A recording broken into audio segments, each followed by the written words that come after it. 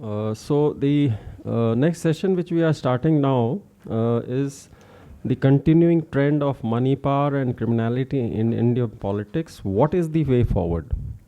And this is being chaired by Professor Trilochan Shastri, who is the chairman and founding member of ADR, and he is currently teaching in IIM Bangalore, and he is BTech from IIT Delhi. He's an MBA from IIM Ahmedabad and PhD from MIT. He's taught in various universities in India, Japan, Hong Kong, United States, and has published several academic papers in Indian and international journals.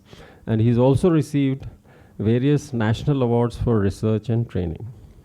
I will now call upon the esteemed panelists for this session.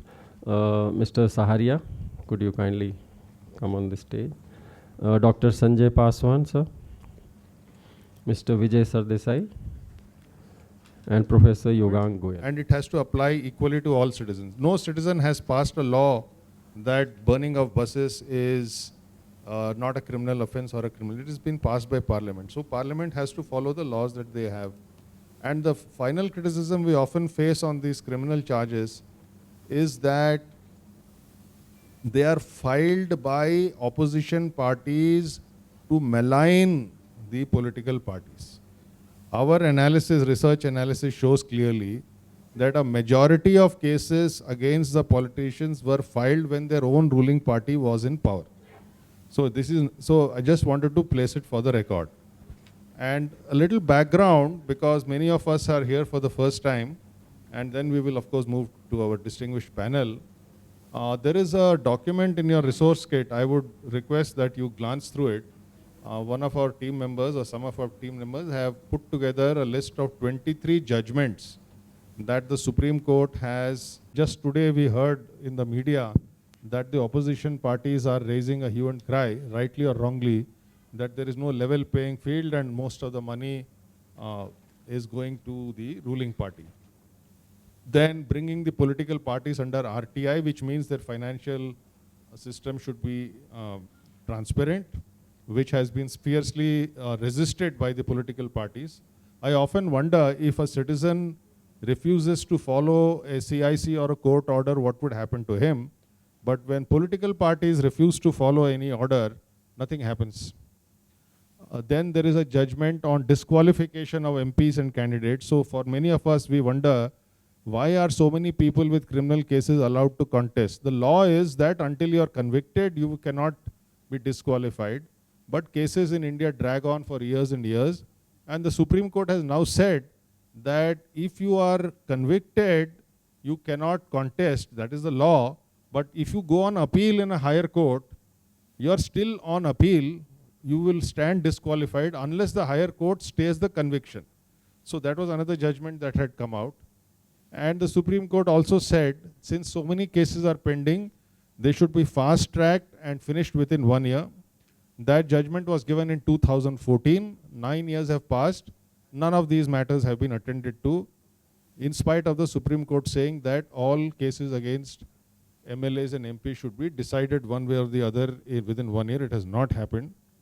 Then now there is this huge thing about FCRA and how foreign funding is being used or misused against or for national interests. And a lot of civil society is facing action against it.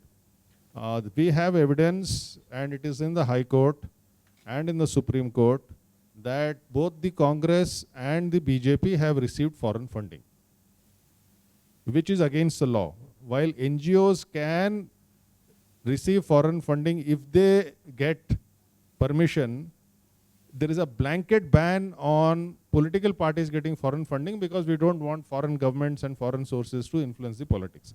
But they have been found guilty and we are sitting on it and nothing is happening. No FCRA rule seems to apply to political parties. Then suppression of information on affidavits. So there are 3 or 4 judgments where they say if the information which is supposed to be given in the affidavits is not given. In individual cases, the courts have passed judgments, including in 1 or 2 cases overturning the election itself and saying that it should be done. So this is about suppression of information. And one final thing I will say on the criminalization of politics is, you see, as citizens, we have no power. We can only talk and put pressure and hope for the goodwill. The government and parliament has powers that you and I don't have. Parliament has powers to make laws. They can easily change the system, but they are not interested. The government has powers to make rules and act. So some state governments have withdrawn cases. From the research that I have done, or we have done in ADR, this power to withdraw criminal cases is not there in most of the democracies of this country, of the world. But this power to withdraw criminal cases was conferred upon itself by the British government when they were in power, and we are very happy to continue with that colonial system. So thousands of cases have been withdrawn and saying कि अब तो हमारे ऊपर criminal case है ही नहीं, हम तो दूध के धुले हुए हैं, हमारे पास case ही नहीं है. So these things have also happened in India. So this is just as a background. And so I will stop here with the background that we are doing, and just to mention ADR's focus, one of the major focuses has been going to litigation and trying to get transparency both in the financial and criminal cases of this country. And the report that we just released, you know, we were all standing and smiling. I'll just mention a few things which I mentioned in the opening remarks. Out of 4,001 MLAs in this country, sir, we would like your views on this, 1,777, that is 43+% of sitting MLAs have a criminal case. Now there will be howls of protest that these are all false cases and this and that.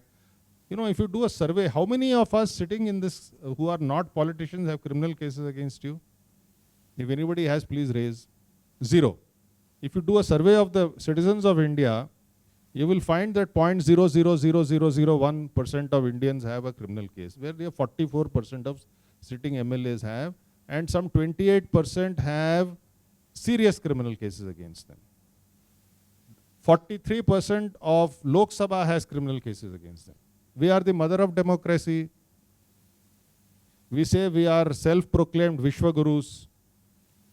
43% criminal cases, the world knows it. It is known all over the world.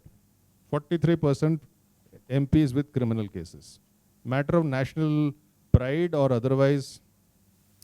22 cabinet ministers in the central government were sworn in after the 2019 election with criminal cases. 22 ministers. So this is the state of affairs. I was just looking at the data. So you are saying, okay, these are all trivial cases. There are 114 MLAs who have got attempt to murder cases.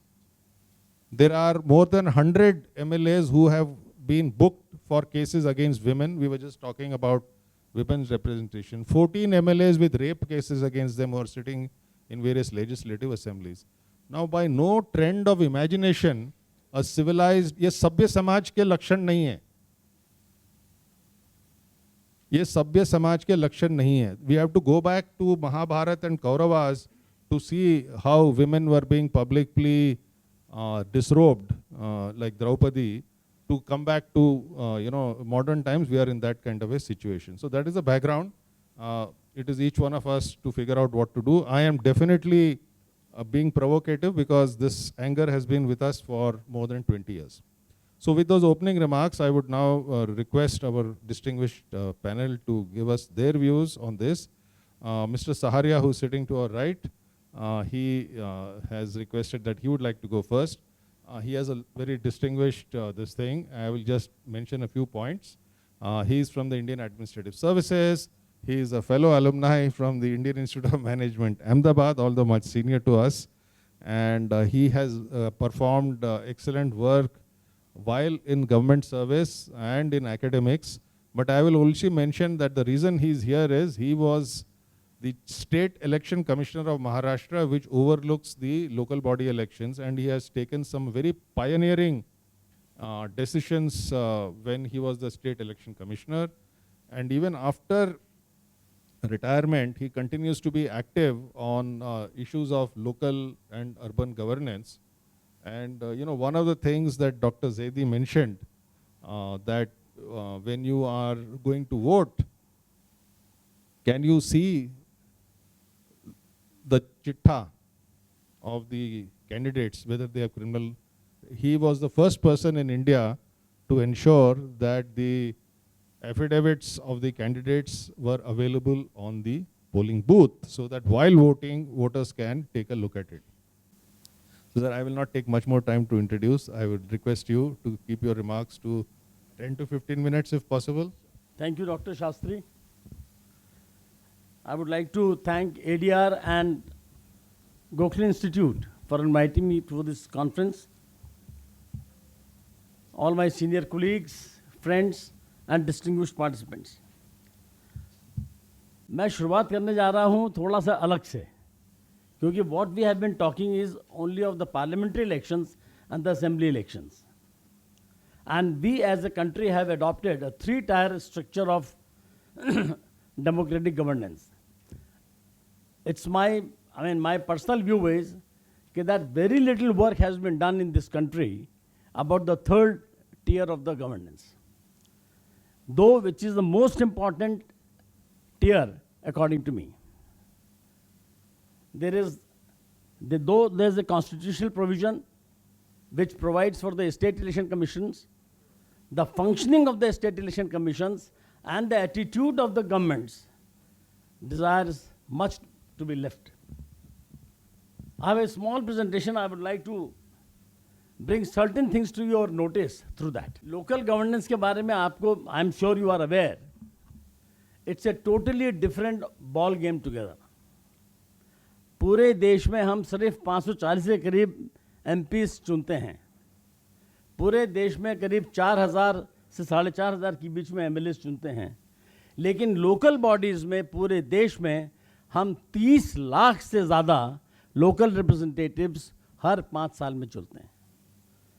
इसके लिए the volume is very large, the voter base is very small, the total money authorized to be spent by the candidates is at least 5 to 6 times, if not more, than what is allowed for the parliament elections. And if we go, what kind of money is being spent? एक हम लोगों ने छोटी सी study Gokhale institute से कराई थी when I was the election commissioner of Maharashtra, और उसमें निकल के आया था कि जो डिक्लेयर्ड लिमिट्स हैं उससे 3 से 5 गुना ज़्यादा पैसा लोकल बॉडी इलेक्शंस में खर्च होता है. माने if you take that as a benchmark और yardstick, the kind of money which is being spent in the local body elections is simply mind boggling. Most important elections, but least work, least talked about, least analyzed. And through this forum, I would like to bring certain things to your issue, to your notice today. Parliament elections and assembly elections को साफ करना अपनी जवाबदारी है. We have to do it. But at the same time, we cannot ignore the local body elections. अभी recent examples हमने देखे कि 4 राज्यों में जो लोकल बॉडी के इलेक्शंस हुए, वेस्ट बंगाल के इलेक्शंस हुए, the honourable Supreme Court had to intervene, they had to order deployment of the paramilitary forces. कहाँ गलती हुई, किससे गलती हुई, ये दूसरा इश्यू है, but this is an issue of great concern. दूसरा, महाराष्ट्र में कॉन्स्टिट्यूशन में लिखा हुआ है कि 5 साल के पहले इलेक्शन होना चाहिए. Elections shall be held, not may. 5 साल हो गए, महाराष्ट्र में इलेक्शन नहीं हो रहे. Are we not killing the democracy officially? Andhra Pradesh में, जिसका डॉक्टर जैदी ने मेंशन करा कि state election commissioner has been giving the same protection as that is available to the CEC. State election commissioner cannot be removed from his position without impeachment. His tenure of 5 years cannot be cut short. His terms of service conditions cannot be changed to his disadvantage during that period of 5 years. ये constitution में protection है. तब भी Andhra Pradesh government ने sitting commissioner का tenure cut कर दिया 5 साल से 2.5 साल कर दिया, and asked him to go one fine morning immediately. Now, these are the areas of great concern. I think we have to look at those issues very, very dispassionately. और एक छोटा सा इशू बहुत इंपॉर्टेंट है जिसका कि उल्लेख doctor Zaidi ने किया था.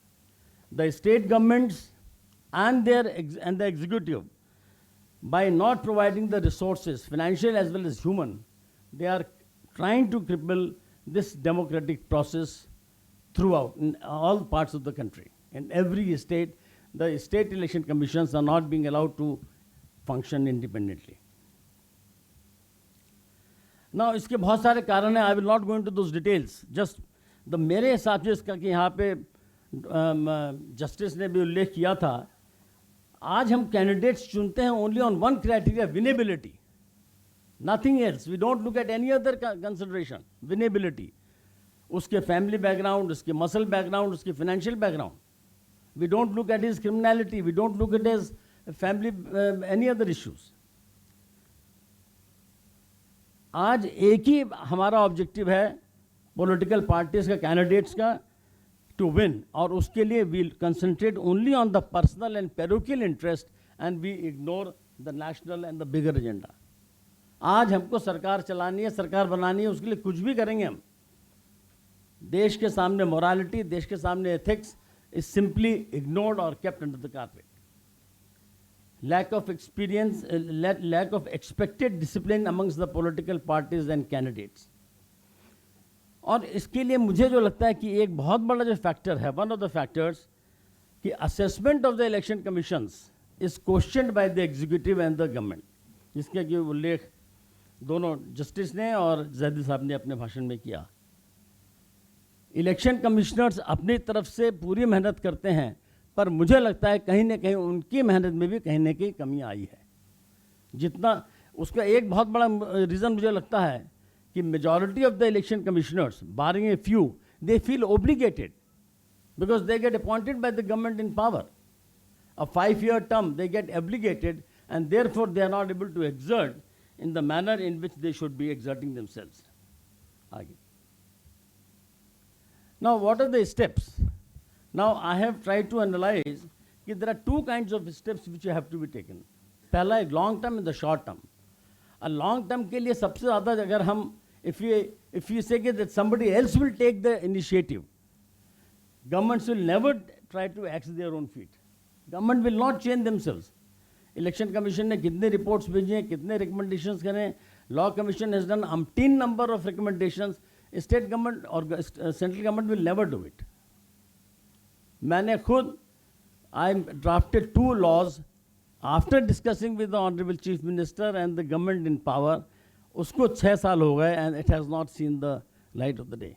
Governments will never try to act their own feet. तो इसके लिए जो मुझे लगता है कि जो long term steps, I mean the government, somebody has to take the decision, probably seizure of disproportionate sets of the elected candidates. जिसका उल्लेख justice ने करा, every candidate before getting elected, he must declare his assets, and after 5-year term, he must declare his assets, and if it is found to be disproportionate, it should be seized. The law has to be passed by the parliament. But I think this one step will cleanse the process to a great extent. दूसरा जो reform which I personally feel is of great importance,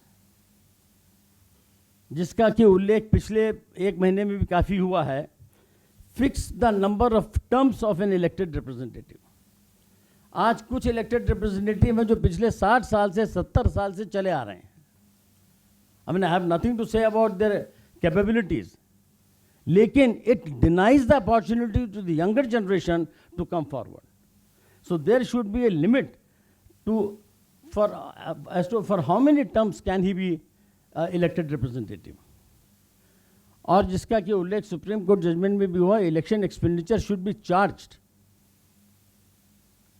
मैंने खुद देखा है कि governments में election commissioner का assessment है 10 crores. Government says, why 10 crores? You cut this, you cut this, you cut this, give you 2 crores. How can the elections be fair? How the expectations, how the public will look at it, how the other political parties will look at it. So the expenditure should be charged, and The assessment of the election commissioner must be fully honored.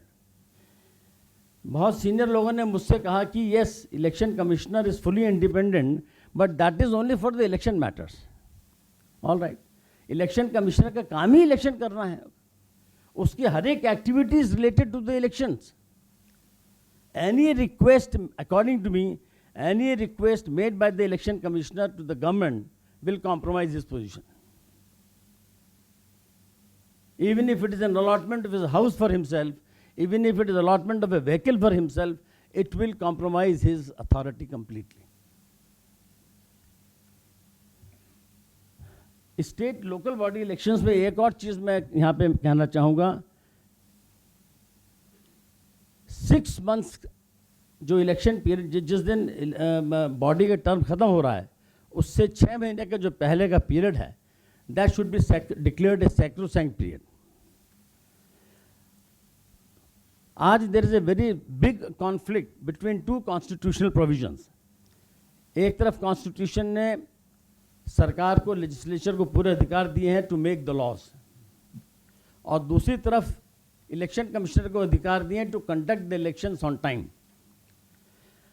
हमारे election process में, local body के elections में, it takes about 6 months time, क्योंकि delimitation हमको हर 5 साल के बाद करनी पड़ती है. हर एक इलेक्शन के लिए वोटर लिस्ट बनानी पड़ती है, रिजर्वेशन करना पड़ता है, और उसके बाद nomination, polling and counting.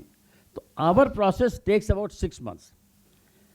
Large number of state governments are resorting to the trick of passing a new law during this period of 6 months. 6 महीने आपने प्रोसेस शुरू कर दिया, डिलिमिटेशन कर लिया, वोटर लिस्ट बना ली, सरकार नया कानून लाती है कि नंबर ऑफ वार्ड्स हमने कम कर दिए, नंबर ऑफ वार्ड्स बढ़ा दिए.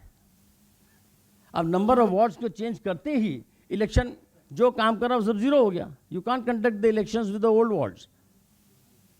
Now this is a trick, strategy being adopted by large number of states in the country. Therefore, one reform which is required to be done is 6-year period should be declared as sacrosanct. Nothing should be done there.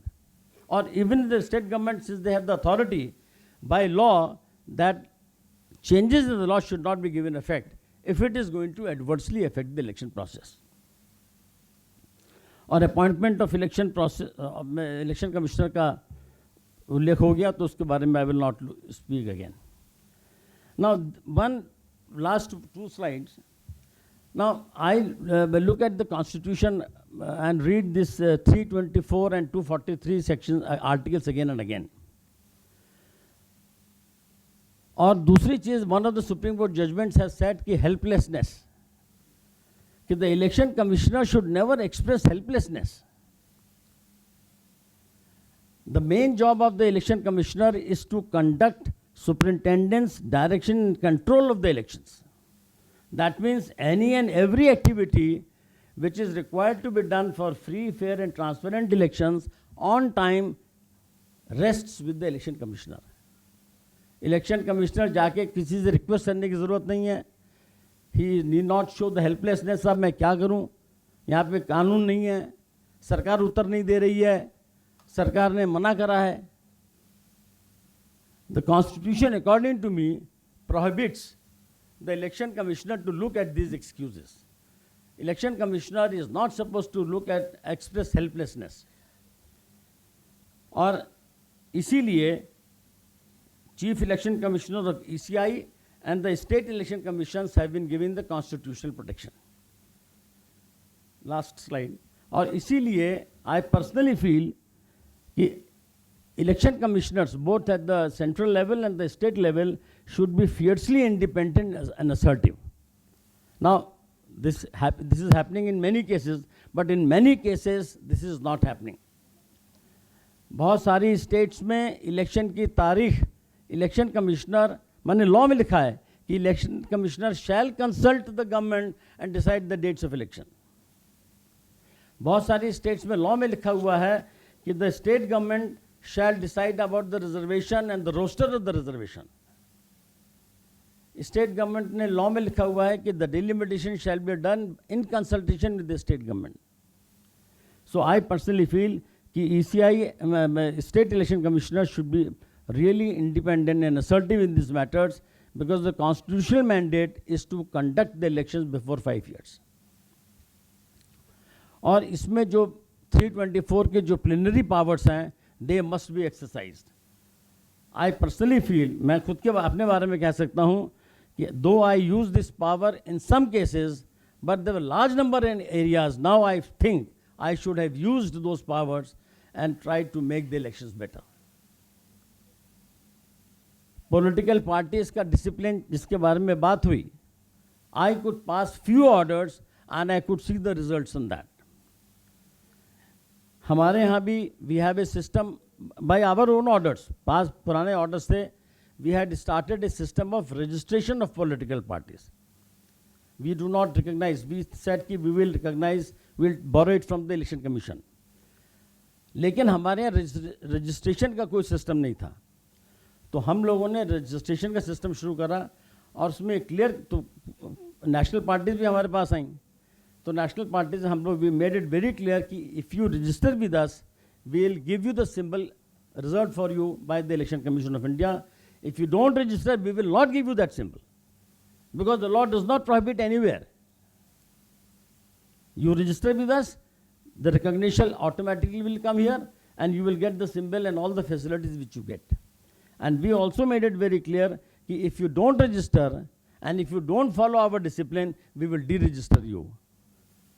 I can say with self-satisfaction that out of nearly 450 political parties, I deregistered 250 political parties.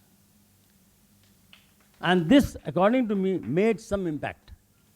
बहुत सारा काम करने की ज़रूरत है, मुझे लगता है. I could have passed, used these plenary powers and passed the orders of bringing some discipline in the political parties, internal democracy, submission of the financial returns. उनका आर्ग्यूमेंट ये था कि हमने दिल्ली में सबमिट कर दिए अपने financial returns, why should I submit to you? So I said that you are conducting election of local bodies. You are following my instructions. You have to submit the financial details and financial parameters to us. So after a couple of discussions, rounds, then they said, yes, we'll do it. And those who did not do, we deregistered them. दूसरा एक हमने छोटा सा एक और experiment करा, जो मेरे बाद मेरे very colleague doctor Dilip Singh जो हरियाणा में थे, उन्होंने उसको आगे ले गए, बहुत आगे ले गए. That was giving some teeth to NOTA. NOTA as everybody talks about has no teeth. हम लोगों ने बाय आवर ऑर्डर्स डिक्लेयर्ड कि अगर नोटा ज़्यादा वोट मिलते हैं नोटा को, that election will be declared null and void and the fresh election will have to be done. And I'm happy to say that no political party had the courage to go to the court to get it stayed. मेरा argument ये रहता था कि वैक्यूअस authority plenary power से vacuous area है, pass an order, the aggrieved candidate, the aggrieved political party will go to the court. Court will pass appropriate order, no problem. But why should I leave it to the political party? Why should I leave to the government to pass an area, order in an area in which I, as per the constitution, have some authority? So I personally feel that the election commissioners, हालांकि बहुत लोग कर रहे हैं, लेकिन जो नहीं कर रहे, they should use the plenary powers and make the laws for making the elections more pure. And finally, use of technology has to be done vigorously in all the stages of elections. हम लोगों ने छोटा सा experiment करा, and I'm happy to mention कि Maharashtra is probably the first state in which the nomination papers and affidavits are filed by the candidates with the help of computer. 100% up to the gram panchayat level. 30 lakh लोगों ने मेरे time में जो candidates थे इन local body elections में, they filed their nomination papers with the help of computer, and that helped me in such a great way कि I had the data digital format में मेरे पास 100% था. I could analyze their financial assets, I could analyze their criminality and display, जिसका कि उल्लेख doctor Shastri ने करा. मैंने 4 दिन पहले, इलेक्शन से 4 दिन पहले बड़े बड़े चौक पे थ्रू बिग पोस्टर्स, मैंने कैंडिडेट 1 इतने क्रिमिनल रिकॉर्ड है, इतने उसके असेट है, कैंडिडेट 2, ऐसे बड़े बड़े पोस्टर 4 दिन पहले लगवाए थे और उसका बहुत बड़ा इम्पैक्ट देखने को मिला. So I would like to conclude कि local body elections according to me are equally important if not more important. क्योंकि एक छोटा सा डिफरेंस मुझे लगता है कि ECI has got more authority. I mean they are much bigger than us. Election Commission of India returns candidates who become the prime ministers and CMs themselves. इसलिए no MP goes beyond a point to defy the ECI orders. State elections में neither the chief minister nor the MLA has to follow the discipline for his own election of the state election commission. हम corporators चुन के देते हैं, ग्राम पंचायत के member चुन के देते हैं. हमारे डिसिप्लिन से, हमारे ऑर्डर से CM को या MLAs MPs को कोई फ़र्क ज़्यादा नहीं पड़ता है, लेकिन इलेक्शन कमीशन के ऑर्डर से फ़र्क पड़ता है. इसलिए we have different set of problems which we are facing. तो मेरी रिक्वेस्ट रहेगी थ्रू दिस कॉन्फ्रेंस कि इस लोकल बॉडी इलेक्शंस में भी काम करने की बहुत ज़्यादा ज़रूरत है. और महाराष्ट्र में हम लोगों ने 4-5 लोगों ने मिल के पिछले 3 सालों से इस एरिया में काम करने की शुरुआत करी है. And I'll be happy, I'll make an appeal that if some of you can join with us, it will be a great help to all of us. इतना बोल के मुझे यहाँ पर आपने आने की संधि दी, अपॉर्चुनिटी दी. I would like to thank all of you. Thank you very much. Thank you, Dr. Saharia. Very passionate and very well given talk. Our next speaker is Dr. Sanjay Paswan. He is a member of the Bihar Legislative Council. He belongs to the Bharatiya Janata Party. He has been a professor at Patna University. He was earlier a Minister of State in the NDA government headed by Atal Bihari Vajpayee. And he was also earlier an MP elected to the Lok Sabha from the Nevada constituency. He is very distinguished. He has written many books. And at a personal note, he has personally come and spent hours in the ADR office in Delhi, and he is very keen to participate in this conference. So, Namaskar Saab, thank you very much for coming. Thank you very much, ADR team और Maharashtra election watch.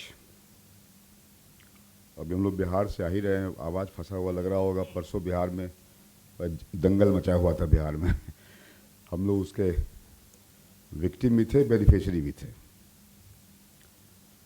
देखिए होता क्या है मित्रों, मैं थोड़ा बहुत technical academical बात नहीं करके थोड़ा फील्ड की बात करूंगा.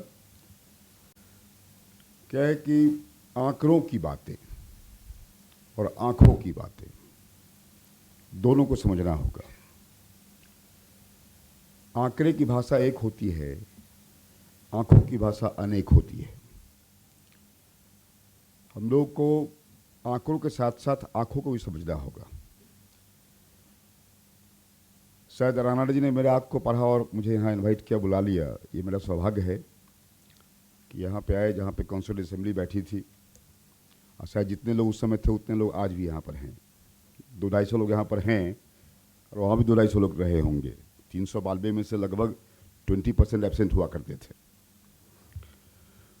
मित्रों, इसलिए आंखों की भाषा में कहूँगा, आंखें जब झुकी होती है तो उसे हया कहते हैं, और उठी होती है तो दुआ कहते हैं, और सीधी होती है तो बदा कहते हैं, और तिरछी होती है तो अदा कहते हैं. तो आंखों की 4 भाषा होती है, आंकड़ों की एक ही भाषा होती है. उसके इंटरप्रिटेशन होते हैं अलग अलग. तो मैं मानता हूं कि आंकड़ों से ADR ने खूब खेला है निश्चित तौर से. और आंकड़ों से आपने डरा के रख दिया है पॉलिटिकल लोगों को. पॉलिटिकल लोग डरते हैं किसी से अगर, तो पुलिस से कम डरते हैं, आपसे अधिक डरते हैं कि ADR आ जाएगा, ADR के रडार पे ना हम लोग आ जाएं. घबराता है, डरता है. ये तो हुआ है लेवल. यह भी एक बड़ा, मैं मानता हूं कि एक अचीवमेंट है, ये उपलब्धि है. मैं ADR से इसलिए फैसिनेटेड हूं कि मैं जब MP बन के 99 में गया तो मैंने एक सवाल उठाया था कि साहब ये फंड जो है बड़ी मुश्किल से ये होता है. कि हम लोग शेड्यूल कास्ट बैकग्राउंड के आदमी हैं, जहाँ से जीते वहाँ से हमें फॉरवर्ड समाज ने जिताया था, और फंड को लेके इतना प्रेशर में था, मैं इतना प्रेशर में था कि लोग कहे कि साहब मैंने वोट दिया, तुम हमारे अनुसार वोट बांटोगे, फंड बांटोगे। लोग कहे कि हमको लगे हम जिस कास्ट समाज से आते हैं उसको देंगे अधिकाधिक वोट। अपर कास्ट ने कहा कि हमारे अनुसार बांटो, बैकवर्ड ने कहा हमारे अनुसार बांटो।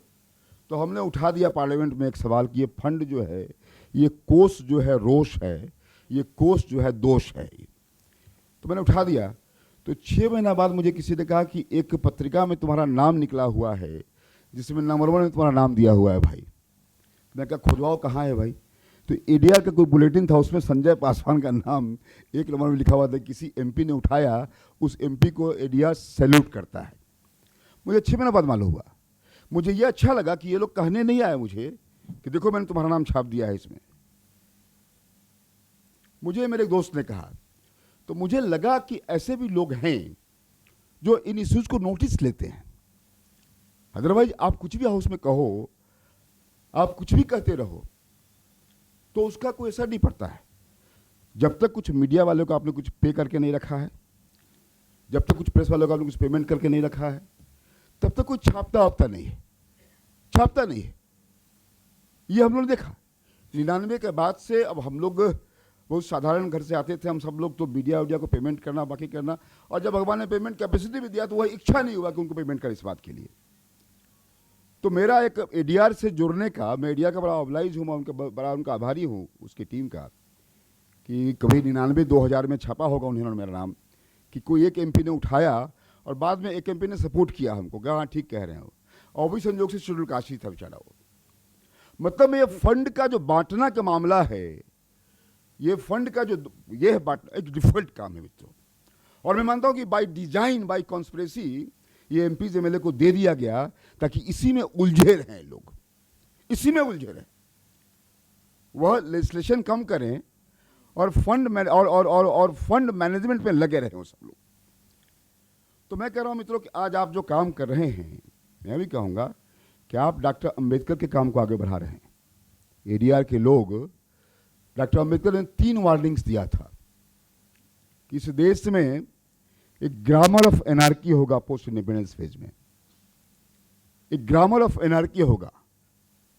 दूसरा कहा था इन्होंने कि पॉलिटिकल डेमोक्रेसी तो हो रहा है, लेकिन सोशल डेमोक्रेसी में बहुत लड़ना होगा आप लोगों को, उसके लिए बड़ी परेशानी होगी। अब फिर तीसरा कहा उन्होंने कि बिल्कुल वो हाई कमांड का वर्शिप होगा पार्टीज में, आइडल वर्शिपिंग होगा, हीरो वर्शिपिंग होगा। मुझे लगता है कि एडीआर जो काम कर रहा है कंप्लीटली उसी के राउंड में काम कर रहा है, और आपने अंबेडकर को काम को आगे बढ़ाया है। मैं कहूँगा डेमोक्रेसी का सोशलाइजेशन कैसे हो, पॉलिटिकलाइजेशन थोड़ा बहुत हुआ है, सोशलाइजेशन न के बराबर है, आइकॉनिक वर्शिप बढ़ा है, हीरो वर्शिप बढ़ा है, कोई शक इसमें नहीं है। आज भी इवेंट टुडे, राजनीति आज की महंगी हो गई है, खूब महंगी हो गई है, और जो वर्तमान का डिस्पेंसेशन है उसने और महंगा कर दिया है राजनीति को। टेक्नोलॉजी का टेरर हो गया है, जो टेक्नोलॉजी नहीं जान रहा है वो पीछे है। मुझे कहा गया कि आप बना के लेके पावर पॉइंट प्रेजेंटेशन, मुझे नहीं बनाना था, मैं प्रोफेसर हूँ लेकिन मुझे बनाने नहीं आता है मुझे, या बनाने आता है मैं भूल जाता हूँ। अगर उसको देखूंगा, अगर उस पर करूँगा तो मैं भूल जाऊँगा बोलना, तो मुझे जो बोलना है ओरिजिनली वो मैं भूल जाता हूँ। लगेंगे मशीन को ही ठीक ठाक करने में कि ये करो, अब उसके बाद वाला दूसरा करो, तीसरा पॉइंट लाओ, तीसरा प्लेट लाओ। मतलब मैं कह रहा हूँ कि फिर जो अपनी ओरिजिनलिटी है वो मैं भूलने लगता हूँ मैं। इसलिए मैं क्लियरली कह रहा हूँ भाई साहब कि ये स्थितियाँ हैं। तो कुल मिलाकर के आप लोग जो प्रयास कर रहे हैं, निश्चित तौर से ठीक कहा कि साहब रात है लेकिन सवेरा होगा, नहीं मानता हूँ। और प्रॉब्लम हर जगह है, ये इस देश का दुर्भाग्य है, या दुनिया का कहें आप लोग, कि जो जिस काम को खत्म करने के लिए बैठा हुआ है वही उस काम को बढ़ा रहा है। डॉक्टर रोग बढ़ा रहा है, पुलिस अपराध बढ़ा रहा है, जुडिशरी मुकदमा बढ़ा रहा है, और पॉलिटिशियन प्रॉब्लम बढ़ा रहा है। मित्रों, कितना डिसकंटेंटमेंट हो, पॉलिटिशियन चाहता है कि डिसकंटेंटमेंट हो ताकि हमको आर्बिट्रेट करना पड़े, हम पंच बने, हम पंचायत करें, स्थितियां हैं। डॉक्टर चाहते हैं कि रोग बढ़े, पुलिस चाहता है कि अपराध बढ़े। ये दुर्भाग्य इस देश का है मित्रों। क्या होगा इसका उपाय? ये केवल पॉलिटिकल रिफॉर्म से होगा क्या? ये केवल इलेक्टोरल रिफॉर्म से होगा क्या? केवल जुडिशियल रिफॉर्म से होगा क्या? केवल पुलिसिया रिफॉर्म से होगा क्या? केवल प्रशासनिक सुधार से होगा क्या? मित्रों, कुल मिला के मामला व्यवस्था का है, समस्या है। लेकिन मैं आपको सैल्यूट करता हूं, आप एडीआर की टीम को, कि आप लोगों ने पॉलिटिकल रिफॉर्म्स और इलेक्टोरल रिफॉर्म्स के लिए काफी युद्ध छेड़ रखा आप लोगों ने है, निश्चित तौर से। और इसी ढंग से होता है। प्रॉब्लम हर जगह है। Problem is the part of life, but solution is the art of life. उस आर्ट को देखना होगा हम लोग को, देखना होगा हम लोग मित्रों। और पॉलिटिकल साइंस नहीं है, ये पॉलिटिकल आर्ट होना चाहिए। अब हर बात का समाधान साइंस में ही खोजेंगे हम लोग, तो सेंस कहां जाएगा? हर बात को आप स्केल में देखेंगे तो स्किल कहां जाएगा? मतलब ये मित्रों कि ये बातों को समझना होगा हम लोग को। और मुश्किल नहीं है, मुश्किल नहीं है। लेकिन एक बात है कि अब मैं जर्मनी गया था एक सम्मेलन में, तो मैंने लिखा कि ईट रीजनल एंड ईट सीजनल। ये बड़ा मेरे लिए लगा कि साहब कितना अच्छा लिखा हुआ है कि आप मौसमी खाओ और क्षेत्रीय खाओ, स्थानीय खाओ। हमारे पीएम ने आज कहा कि साहब गो वोकल फॉर द लोकल। लेकिन ये बातें हमारे गांव देहात में होता रहा है शुरू से। लोग कहते हैं कि सब सीजन का खाओ, इस क्षेत्र का खाओ। मेरा कहने का मतलब ये मित्रों कि हम लोग के जो बेसिक्स में, जो हमारे मूल में है, जो हमारे रूट में है, वही फ्रूट लाएगा। अपने रूट से हम अपरूट हो रहे हैं, अपने मूल को हम तूल नहीं दे रहे हैं। इसलिए मूल को तलाशना होगा हम लोग को। अब हम ये कहेंगे, हम रहने वाले बिहार के हैं, कहेंगे लिच्छवी का गणतंत्र हमारे यहाँ था, डेमोक्रेसी हमारे यहाँ आया। कोई कहेगा डेमोस और क्रेसी के लिए एथेंस में जाना पड़ेगा हमको। कोई और कुछ कहते हैं मित्रों। मतलब मी ओनली, मी टू भी नहीं, मी ओनली, मी फर्स्टिज्म, मी फर्स्टिज्म। ये नुकसान कर रहा है मित्रों। ये मी जो है ना, ये मी और वी की लड़ाई है मित्रों। कैसे हम मी से वी की ओर बढ़े, ये बड़ी यात्रा है मित्रों जो एडीआर कर रहा है, एडीआर कर रहा है। इसलिए मित्रों कई समस्याएं हैं, इसमें लगना होगा हम लोगों को। अभी हमारे एक जिला, जमुई जिला है हमारे बिहार में एक, वहां से एक जिला का जिला परिषद जीत के आया और हमारे विधान परिषद में आया था और कुछ लोग उसको माला पहना रहे थे। हमने कहा क्या हो रहा है भाई? तो ये अनअपोज जीत के आए हैं। लोगों ने कहा कि ये अनअपोज जीत के आए हैं, उनको माला पहना रहे थे लोग। तो हमने कहा भाई ये तो गांधी लगता नहीं है, ये तो गांधी लगता नहीं है, तो या तो अपराधी होगा या हत्यारा होगा, इसे लोग डरते होंगे। तो बड़ा रिएक्ट कर जाओ कि आप इनको सम्मान कर रहे हैं कि अपमानित कर रहे हैं। हम कि भाई ये तो गांधी लगते नहीं। हमने ये बात कहा तो बात जब आप पता कर लेंगे, यह भी एक बड़ा लेवल है कि अनअपोज जीत के आ रहे हैं। मानो बिल्कुल गांधी के अवतार हुए, लोहिया के अवतार हुए, अंबेडकर के अवतार हो गए, दीनदयाल के अवतार हो गए। वह अब ये स्थितियां मित्रों मैं कह रहा हूं, यह है जिला परिषद के लोगों का। अब वो भावी कैंडिडेट एमएलए एमपी का वहां से है। वो जो गांधी है वो एमएलए एमपी का कैंडिडेट वहां से बना हुआ है। मतलब मैं कह रहा हूं कि तो यह भी देखना होगा हम लोग कि इसके गार्ब में, ये वोटिंग के गार्ब में कैसे क्या क्या खेल हो रहे हैं, क्या क्या चल रहा है। तो थोड़ा स्टडी करना होगा हम लोग को। उस स्टडी के लिए मुझे मित्रों लगता है कि स्पष्ट तौर से हमें अपना मॉडल अपनाना होगा। जैसे हम लोग के यहाँ पैरवी जब होता है, कोई पैरवी कर जाता है कि भाई फलाने अधिकारी साहब हैं, उनसे यह पैरवी कर दीजिए हमारा। तो मैं कहता हूँ पैरवी कराना जब भी हमसे आओ भाई तो लाओ उसका नाम क्या है, जाति क्या है उसकी है, वह किस जाति का आदमी है, कहाँ का रहने वाला है, कहाँ ननिहाल ससुराल ददहाल उसका है, ये पता कर लो उसका। देखिए इस देश में जाति यथार्थ है, caste is a reality, casteism is brutality, still Hinduism is full of charities, of course less parities. Parity less है लेकिन चैरिटी वहां पर है। मतलब मैं कह रहा हूं कि इस देश में समझना होगा मित्रों कौन किस बैकग्राउंड का है। अब सबका दृष्टिकोण एक हो जाएगा। पुणे के जो लोग सोचते हैं, जो पटना के लोग सोचते हैं, बट बिहार में भी जो उत्तर बिहार के लोग सोचते हैं, जमुना के गंगा के पार के लोग, जो गंगा के पहले के लोग क्या सोचते हैं, ये है एरिया स्पेसिफिक है, कास्ट स्पेसिफिक है, रिलीजन स्पेसिफिक है, लैंग्वेज स्पेसिफिक है। उन चीज़ों को समझना होगा। सबधन 22 पसेरी कह देंगे अगर कि एक ये फार्मूला आ गया उससे हो जाएगा, ऐसी बात नहीं है। और सहरिया साहब हैं, कहीं ये शेड्यूल कास्ट है, कहीं शेड्यूल ट्राइब है, ये क्या है ना।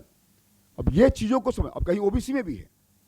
मतलब ये कहने का मित्रों कि ये बातें, इस देश में इतनी प्लुरलिटी है, इतनी डाइवर्सिटी है, डाइवर्सिटी को हम लोग सेलिब्रेट तो करें, साथ साथ कैलिब्रेट भी करें हम सब लोग। डाइवर्सिटी का कैलिब्रेशन नहीं हुआ है, सेलिब्रेशन की बात करते हैं हम लोग, कैलिब्रेशन नहीं हुआ है। इसलिए मैं कहता हूं कि ये जो एडीआर का जो फंक्शन है, जो आपके मैंडेट्स हैं, जो काम है, और डेमोक्रेसी मेरे लिए मित्रों निश्चित तौर से डेमोक्रेसी का डी हमारे लिए डिस्ट्रीब्यूटिव हो, डिविजिव ना हो डिविजिव हो रहा है, डिस्ट्रीब्यूटिव नहीं हो रहा है। ई इंगेजमेंट हो, इनरेजमेंट नहीं हो, लेकिन हम इनरेज्ड हो रहे हैं, इंगेज नहीं हो रहे हैं। एम मोबिलिटी हो, मॉर्बिडिटी नहीं हो। मॉर्बिड इश्यू को लेकर हम लड़ते रहते हैं मित्रों, चिंता की बात है। ओ ऑर्गेनाइज हो, ऑस्ट्रेसाइज ना करें हम लोग। ऑस्ट्रेसाइज कर रहे हैं हम सब लोग हैं। हम लोग इलेक्शंस में लड़ रहे होते हैं अगर हैं तो मानो ऐसे लड़ते हैं जैसे कि भारत पाकिस्तान भी नहीं, भारत चाइना भी नहीं, मान लो दुनिया में विश्व युद्ध फैला हुआ है और एक पक्ष भारत है और बाकी सब दूसरे पक्ष में बैठे हुए हैं। मित्रों, इलेक्टोरल कंसिडरेशंस ज्यादा हो गया है बनिस्बत पॉलिटिकल कंसिडरेशंस के। पॉलिटिकल कंसिडरेशंस की बात होती थी, कुछ अस्थिर बात था। इलेक्टोरल, ठीक है, उन्होंने कहा यूनिबिलिटी की बात, इनविंसिबिलिटी की बात, ये होने लगी है। मित्रों, बहुत सारी बातें कहने की है, लेकिन हम सब लोग को समझना होगा कि हम लोग जिस ढंग से चल रहे हैं। देखिए, एक चीज बता दो आपसे, ये देश गांधी का है, ये देश लोहिया का है, ये देश अंबेडकर का भी है, और ये देश दीनदयाल का भी है। कोई कहेगा कि हम दीनदयाल को मानते हैं, बाकी तीनों को नहीं मानते हैं, नहीं चलेगा ऐसे। ये देश समरस देश है मित्रों, ये देश में हार्मोनी रहा है, हमारे आप में एक्सेप्टेंस, टॉलरेंस नहीं रहा, एक्सेप्टेंस हमारा ट्रेट्स रहा है। हमने स्वीकार किया है, हमने टॉलरेट नहीं किया है चीजों को। इसलिए आइए मित्रों, हम सब लोग जो बाहर का जो शक्तियां, जो बाहर का जो नॉलेज है, तो उससे बाहर निकल के अपने तौर तरीकों को समझे। हम सब लोग अपने तौर तरीकों को समझने के लिए हम लोग को गांधी को समझना होगा, लोहिया को जानना होगा, अंबेडकर को जानना होगा और दीनदयाल को जानना होगा। ये दोनों मिलके ग्लैड होता है, चारों मिलकर के GLAD, ग्लैड। तो ग्लैड होना अगर है, ग्लैड नेशन है, तो गांधी, लोहिया, अंबेडकर, दीनदयाल को समझना होगा हम लोग को। एटलीस्ट जिस एरेना में हम सब लोग हैं, बाकी छोड़िए साइंटिस्टों को, जिस एरेना में हम सब लोग जी रहे हैं, वहाँ पे इस चारों को लेकर समझना होगा। नहीं तो सैड रहेंगे हम लोग, और सैड हैं। सैड से सिगमंड फ्राइड से है, ए से एडम स्मिथ है, और डी से डार्विन है। आइए मित्रों, हम लोग सैड से ग्लैड की यात्रा करें। निश्चित तौर से डेमोक्रेसी का फ्यूचर है, और डेमोक्रेसी रहेंगे हम सब लोग। डेमोक्रेसी चाहे वैशाली का, लिच्छवी का हो या कहीं का भी हो, डेमोक्रेसी अभी बेस्ट अवेलेबल टूल है, जिसकी रक्षा के, जिसके डिफेंडर्स सब यहाँ बैठे हुए हैं। आप सबको हमारा सैल्यूट है, प्रणाम है। आप सब सफल हो, कामयाब हो। Our next distinguished speaker is Mr. Vijay Sardesai. He is a member of the Goa Legislative Assembly, and he is a member of the Goa Forward Party. He is a former Deputy Chief Minister of Goa, and he has a very distinguished record. I will just mention something because it is topical. He is also the president of the Progressive Goa Wrestling Association. I hope the Goa Wrestling Association is in much better shape, and he comes from a very distinguished family, so I will not read that out. Thank you, sir, for agreeing to come, and we look forward to listening to you. So, respected panelists, august people in the audience, and my dear friends,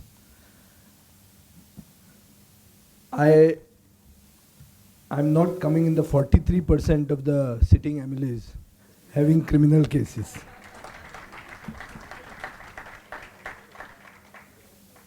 However, I believe that the topic that ADR has taken up is a very important topic.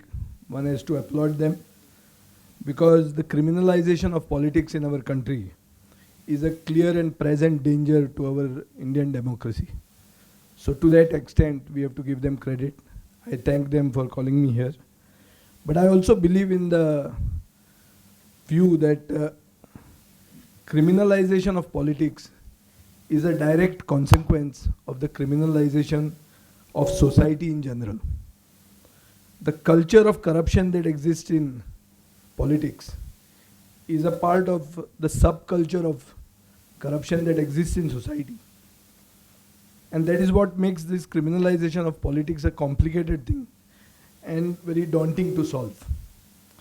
We have heard before how the Election Commission of India, the ADR for the last 20 years, is trying to see that less number of criminals enter the legislative assemblies and the parliament. However, it has increased. So in spite of the best efforts, we are failing. This is the fact. Now, in the present day, criminality is a stamp that is affixed mostly to opposition politicians. If you see this, today I am an opposition legislator, and criminality has become a very relative term. It's basically which side you are on. So yesterday's criminals can be today's ministers, and Maharashtra is the best case. So after seeing this, I think one way to absolve yourself of all crimes and reduce this number is to join the ruling party.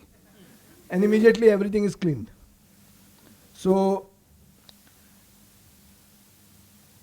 the fact is that a person like the ruling party, you know, after Maharashtra, we can understand that they have weaponized corruption in such a way that they can threaten you, they can jail you, and then they can split a political party also, which are all out of the box thinking, which have come very recently. But it is happening. It is happening, and it is a fact. So it is part of what the Maharashtra Chief Minister, Deputy CM calls it Kutniti. Yesterday he has said it is Kutniti. Now, what is the role of the ECI? The Election Commission of India has to give factual and correct information which is available to the voters. Mr. Saria said that he had put up huge hoardings showing who are the criminals, basically shaming the candidate to an extent that people are instigated not to vote for him. But does that happen in the elections? It doesn't happen in the Lok Sabha and assembly elections for sure. In the state elections, we had a situation in Goa where my party went against the state election commissioner. The state election commissioner was a government servant, a power secretary of the government. He manipulated the delimitation and reservation the way they wanted. We went to the High Court. We won the case in the High Court. The government went to the Supreme Court. And in the Supreme Court we won. And after which, it was a very epic judgment just given 2 years ago, after which all state election commissioners cannot be government servants. So basic manipulation of the delimitation and reservation, which they could otherwise do, the ruling party at the state level could do, cannot be done now because of our effort wherein we knocked the doors of the Supreme Court. Now, Election Commission role to make the candidates accountable to their affidavits, veracity of their affidavits is very important, especially when it comes to, there is a huge voter mistrust. And this voter mistrust is because the independence and the autonomy of the Election Commission, what Dr. Zaidi said were islands in our country. It's no longer an island in our country. Everyone knows it. So the independence and autonomy of the Election Commission is crucial. And if the voter does not believe in the information made available, then he goes on the traditional criteria. And what is the traditional criteria? Religion, caste, and creed, rather than a candidate's qualities and capabilities. So this is what happens because Election Commission is at one stage failing to uh, enlighten the voter enough. And that is why the voter is convinced that the authenticity of the information he gets makes him more amenable to choose on the basis of a logical criteria. I think this is what needs to be done more vehemently. Now, innovative strategies which the panel says are needed. I don't know the pros and cons of compulsory voting and even the introduction of nota. I don't think it's a solution. I believe the answer should lie in people voting for someone rather than a negative vote. People should vote for a person. That person stands for so and so things. His qualifications are so and so. And people should vote for him rather than not vote for someone. This is the way I look at it. So over the years, I think there is a complete breakdown of trust. And this is seen because the parties and candidates do not fulfill their promises after the elections. And the voter also, with this mistrust, is not bothered. He believes that what he or she personally gets before the voting is what makes him vote for a particular person. So it is inducement, what he gets to vote. So this growing economic insecurity makes an average voter forget social commitment. The social commitment that we are talking about the nation, about saving our democracy, all this becomes secondary, and he concentrates on what he gets. So the voter is no longer bothered about the community. He has become selfish and self-centered. Now, I'll come to it. See, politicians are doing it, but politicians are also changing a few things. And how they are changing it, at least what I can do and I've been doing, I'll let you know. Politicians are also necessary. You cannot have an election without a politician, can you? So you'll have to have better politicians to run the system. This is what we should all be looking for. So I think corruption has become a norm in politics. It is a fact. I'm a politician, but I also believe that corruption has become a norm because the voter is less reluctant to seek bribes for himself. He's no longer reluctant. He wants something for himself. And that's happening openly. Everybody knows that the limits that are set in are cut off 4, 5 times, 10 times are going up. So thus the voting percentages also are increasing, maybe because of this inducement. And to some extent because the electoral rolls are being cleansed. In Goa, we have this Portuguese passport, a possibility where we can take, can opt for a second citizenship. Then you are this citizenship and you are ejected out of the voting rolls. So with this, you have got higher voting percentage. So that is also possible. So I believe that criminals becoming lawmakers can be prevented, one, if the political parties do not nominate candidates with criminal backgrounds. Two, if the people don't vote for them and get them elected. This is either of the two. But both these actions are happening. They are continuously happening. Political parties are putting criminals as candidates. People are voting for criminals as candidates. So now it is almost appearing that criminality is required by political parties. They want it as a qualification. It's a necessary qualification. And also the people want it in some cases. Now why do the people want it? This is the question. Now the people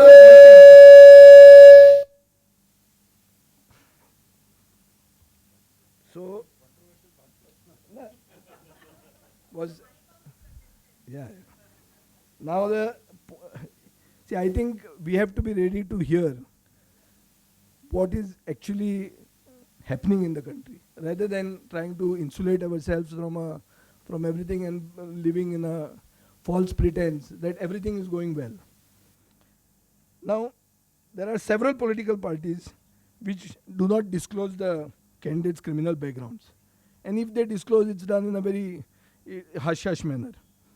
Candidates having criminal backgrounds, number is increasing. But their winnability is also going up.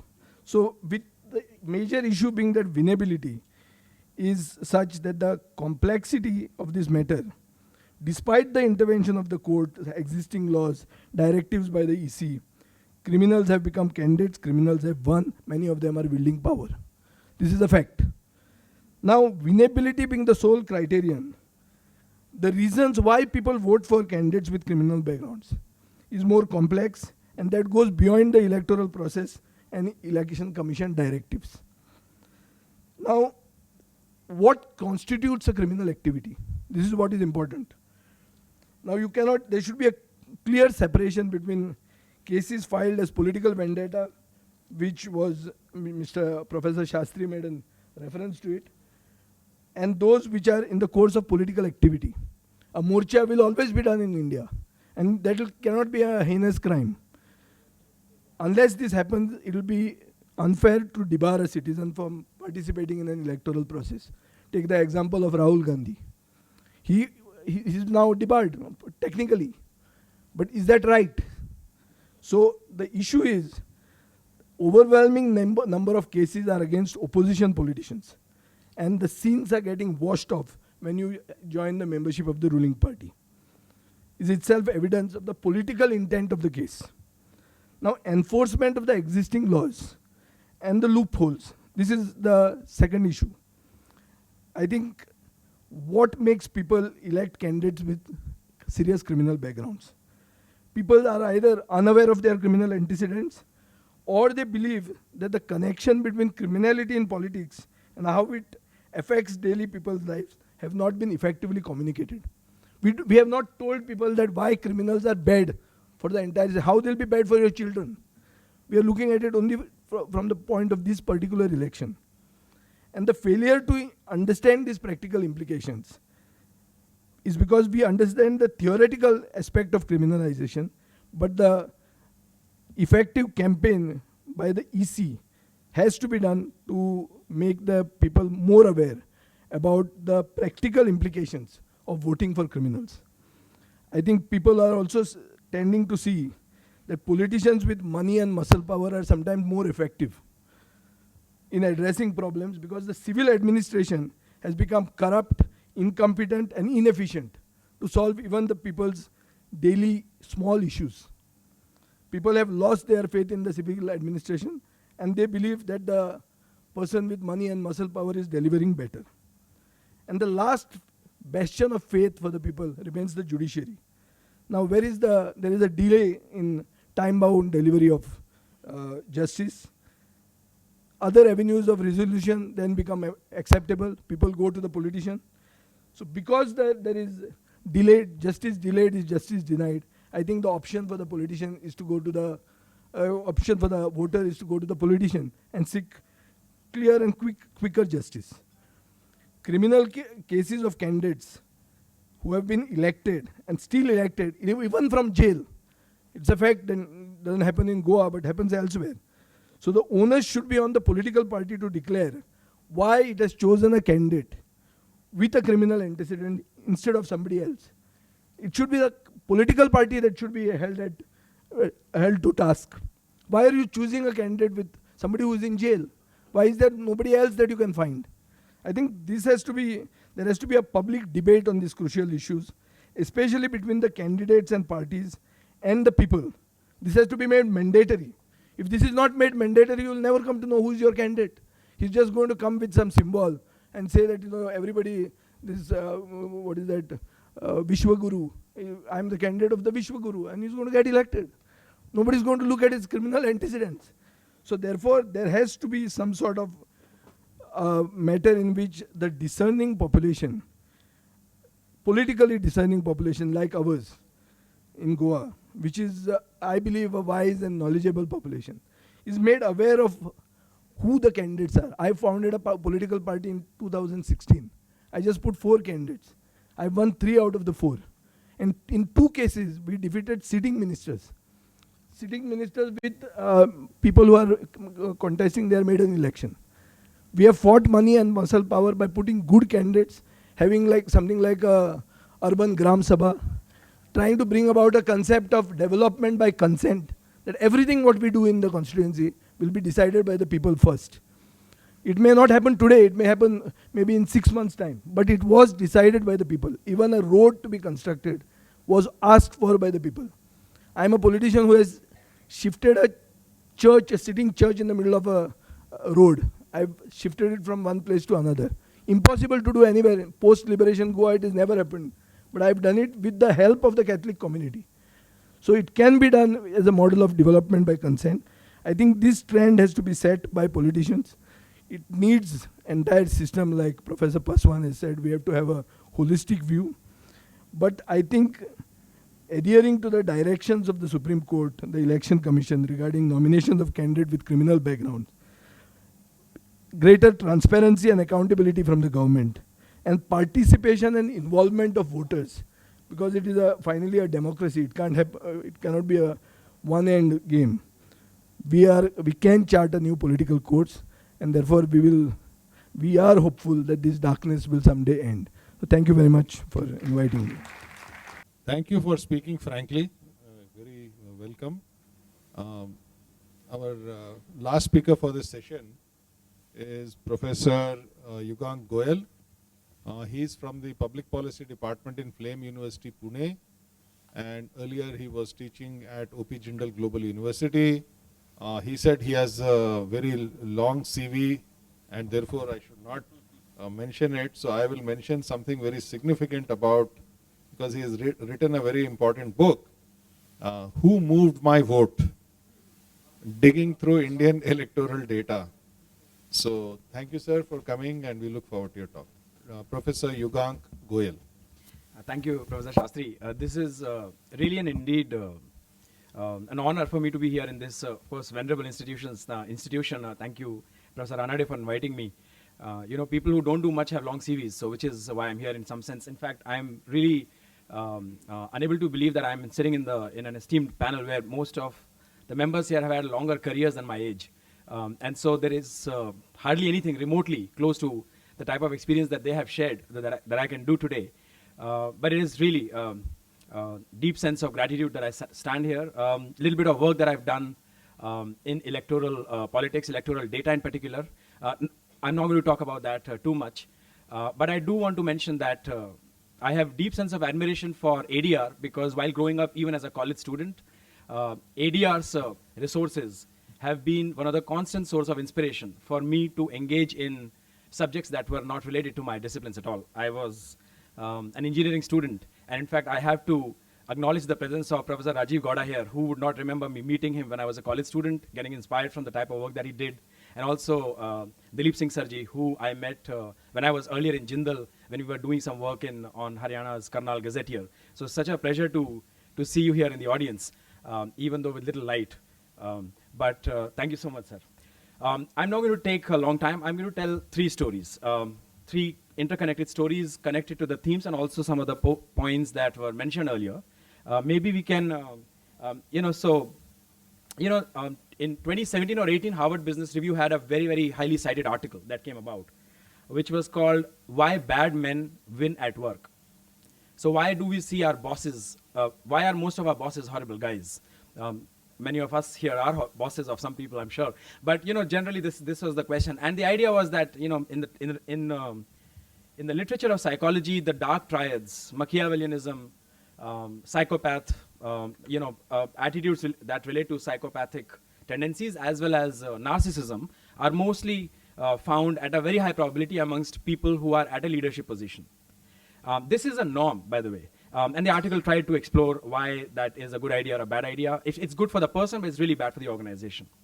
So what I did when I got the invitation to speak in the conference is I did a very simple Ngram research. So Ngram is this Google software in which you can put a string, a word, and see what is the frequency that the word has appeared in all the books since last 200 years that have been digitized by Google. If the slide can open, I can show it to you. If it doesn't, it will come, and when it comes, it will probably surprise you. Is it going to come, or should I just leave it? Bye. Okay. So while it happens, you will see that the graph for politics. So I did this research for two terms, politics and crime, and both words have gone up and down almost synchronously in the last 200 years amongst all the books digitized by Google. So in some ways, this doesn't show a correlation, so to speak, but it does show that when people talk a lot about politics, in parallel, there's a lot of conversation happening about crime as well. And in some sense, therefore, this appears to us as a norm. Yeah, this is the graph, if you can see. So the red line, so the red line is the line for appearance of the word crime in all kinds of books, and the blue line is the appearance of the word politics. There could be different books. So I have to really put the caution on the table that this doesn't really imply that the same book is mentioning about the two things, but surely when people are talking about politics more, people are also talking about crime more. I can let this graph be here for a while when I begin the first story. So I think, in a way, the normalness or the ordinariness of the connection between politics and crime makes it hard for people to sense it as a problem. There is no shock that people get with this idea that politicians are criminals, and because there is no shock, there is less of ADR type institutions in India. We should have like hundreds of them, so to speak, right?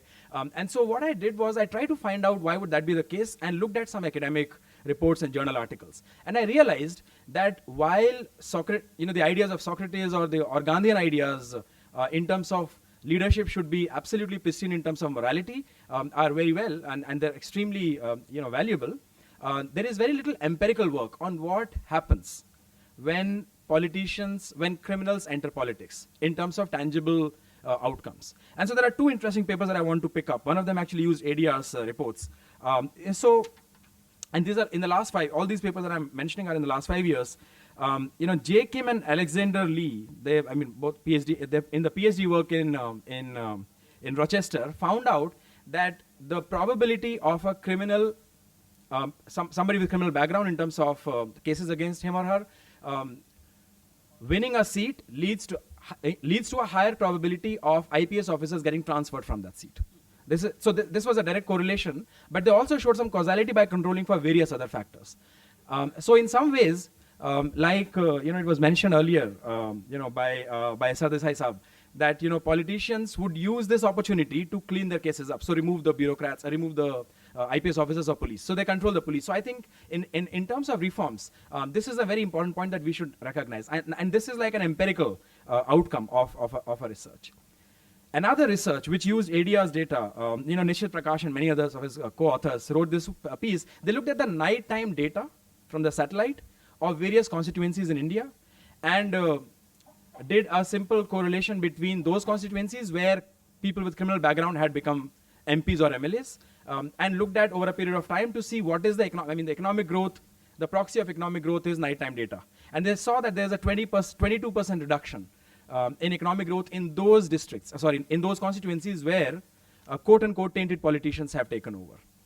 Now the reason why, I don't know how many of you know these two papers, and there are many others, but if we don't know these papers, or this type of research is not known amongst ordinary voters, the impact of this normalness will be very low. And so one of the point that I want to mention is that we need to create lots and lots of vernacular literature in terms of how tainted politicians can be harmful for their own constituencies over long periods of, even in short periods of time. In fact, this in some sense, centers or puts on the center the importance of information in terms of, and these are not correlative factors. These guys have done a lot of considerable, controls to ensure that these are causal factors indeed. So this is story one. Story one is we need to inform people tangible harms that politicians with criminal record bring to their own constituencies. And if you do anecdotal research, you will probably find a lot more. In fact, I will tell you anecdotally, when I talk to Uber drivers or others who vote in their own constituencies, many of their politicians who have contested elections, in the ADR database, they are not aware that they have criminal backgrounds. And so there is, impressions change. So which brings me to the second part of the story, which is, what if we start informing them? If we inform the voters that, this person who's contesting the election here in your constituency has the following criminal cases against. In fact, I wanted to ask Hariya Saab the impact evaluation done of the amazing work that he did in terms of putting the hoardings in front of the booths. And so there is one research that has done this, and this is a very fascinating piece of work.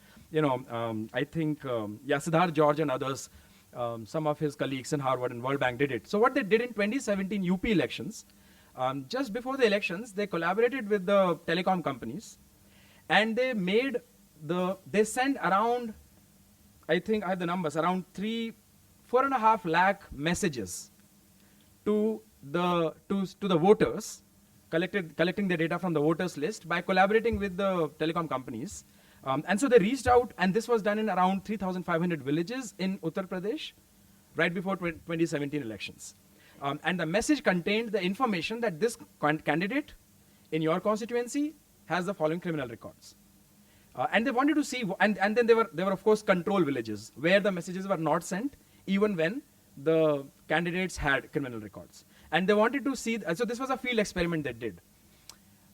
So if you inform people versus you don't inform people, when both of them are going to vote for people who have somewhat similar, I mean, they didn't do the control for the candidates, but they both had, both control and treatment had candidates contesting with criminal backgrounds. What is your guess? What happened to the results? So here's the result of the field experiment. The candidates about who the messages were sent, they received, or their parties received, if they were new, around 7.5% less votes than the previous time. And the candidates without the criminal record secured around 6.5% more votes. In fact, the voter turnout in these places also increased by 1.5%.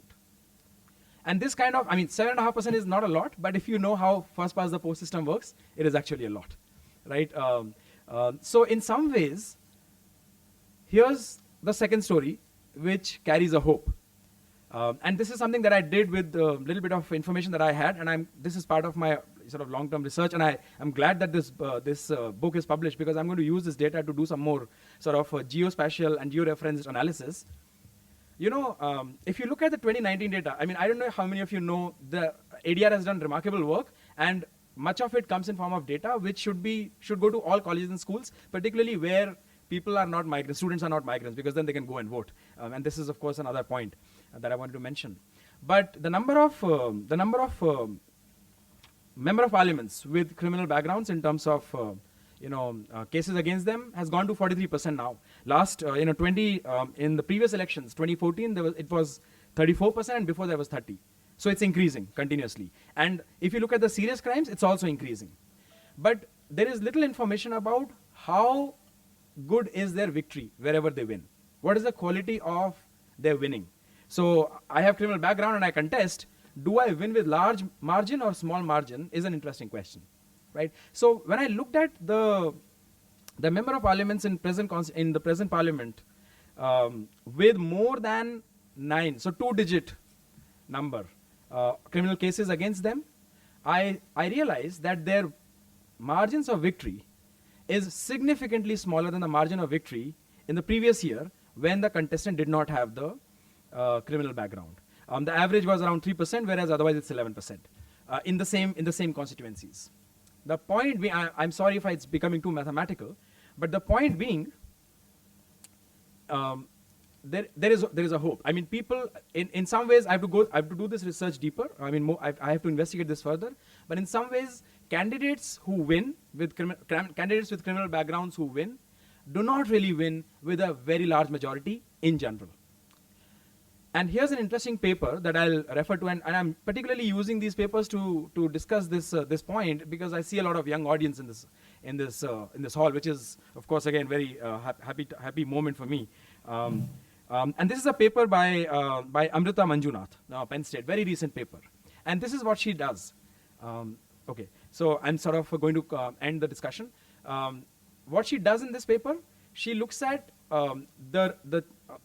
I'll tell you the conclusion because I don't have time. She sees that parties give votes, parties give tickets to the politicians who have criminal background in those seats where the party is neither going to be surely winning nor surely leaving, where the party is somewhere in the middle. And this is an interesting point to note. I'll just show one more graph and I'll close this. Probably we go to the third graph and the next one, yeah. I just want to put this graph on table. This is the increase of wealth, and this is the third story, which is like sort of in 2 lines, I'll finish it. The number of billionaires in India have gone up in the last 15 years significantly. This is Gandhi and Walton's paper, I think 2012, 2013 paper. It's an old paper.